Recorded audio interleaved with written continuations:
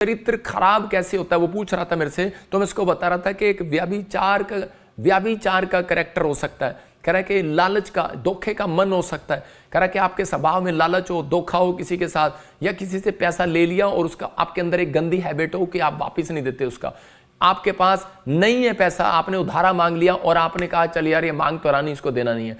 इस कारण से आपके फाइनेंस पर अकाल पड़ जाता है। इस कारण से देखो, एक अगर आपके पुरखों ने पैसा लिया, अगर आपके माँ बाप ने पैसा लिया और आपने नहीं दिया, तो और आपके पास पैसा नहीं है, लेकिन वो शराप आपके ऊपर आ रहा है, लेकिन प्रभु का आत्मा कह रहा है कि वो शराप आज टूट जाएगा। आपको कहना है परमेश्वर, हाथ उठा करके प्रभु मैंने जिसका लिया है मैं उसका दूंगा। अगर आप अपने दादे परदादों का पैसा नहीं उतार पा रहे तो सिर्फ आपको क्षमा मांगने की जरूरत है। मैं कह रहा हूं वो शराप टूट जाएगा यीशु मसीह के नाम में।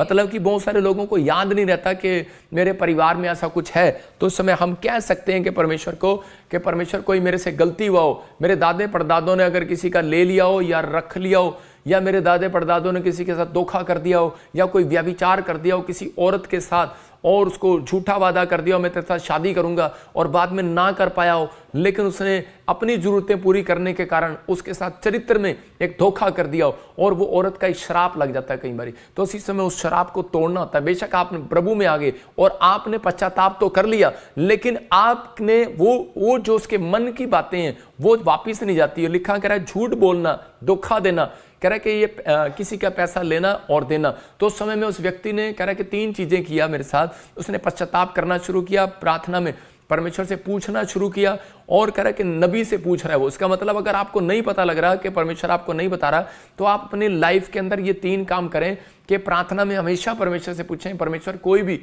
बात अगर ऐसी है जिसके कारण तू मेरे से नाराज है या कोई ऐसी बात है तो पवित्र आत्मा मुझे बताएं। तो परमेश्वर आपको नबी के द्वारा, ड्रीम के द्वारा, दर्शन के द्वारा, लिख लो, या बाइबल के वचन के द्वारा आप कोई वचन खोलेंगे और परमेश्वर आपको दिखाएगा। जब ज्यादा सीरियस बात होगी तो भलाई करना स्टार्ट करें। मतलब भलाई का मतलब कि आप दान करें या कुछ भी करें, किसी लोगों के काम आए, तो उसी समय वो जो आपके शराप होते हैं जो किसी ने दिए होते हैं मुंह से, वो टूटना स्टार्ट हो जाते हैं यीशु मसीह के नाम।